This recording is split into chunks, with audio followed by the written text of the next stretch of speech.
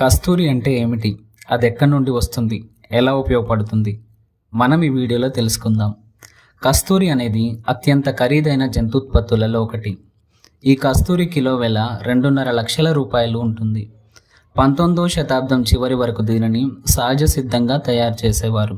కానీ దానికి ఉన్న ఎన్నో ఉపయోగాల వలన కృత్రిమంగా కూడా దీనిని తయారు చేస్తున్నారు.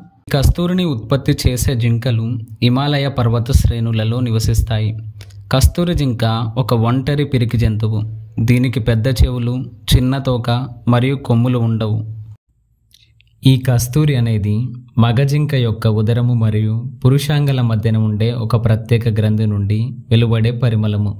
కస్తూరిని పొందడం కోసం ఈ గ్రంథి మొత్తాన్ని జింక శరీరం నుండి వేరు చేస్తారు. బాగా పెరిగిన ఆరోగ్యకరమైన గ్రంథిలో 40% కస్తూరి ఉంటుంది.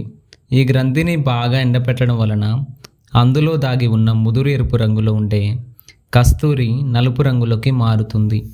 ఇలా మారినప్పుడు అది వాడకానికి సిద్ధమైందని అర్థం. ఇంత మాత్రమే కాకుండా ఆయుర్వేదంలో కూడా కస్తూరి ప్రముఖ పాత్రను పోషిస్తుంది. చాలా కాలంగా కస్తూరి మాత్రలను తమలపాకు రసంలో నూరి తేనెలో కలిపి జలుబుకు దగ్గుకి ఔషధంగా వాడేవారు. గర్భిణీ స్త్రీలకు కస్తూరిని ఎక్కువగా నొప్పులకు వాడేవారు. గుండె జబ్బులు, ఉబ్బసం, ఆస్తమా, నరాల బలహీనత, పక్షవాతం మొదలైన వాటికి చక్కటి మందు లాంటిది కస్తూరి. ఇలా చెప్పుకుంటూ పోతే చాలానే ఉన్నాయి.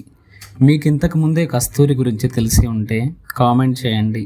ఈ ఇన్ఫర్మేషన్ మీకు యూస్ఫుల్గా ఉంటే ఒక లైక్ చేయండి, షేర్ చేయండి, ఛానల్ని సబ్స్క్రైబ్ చేయండి. Thank you to all.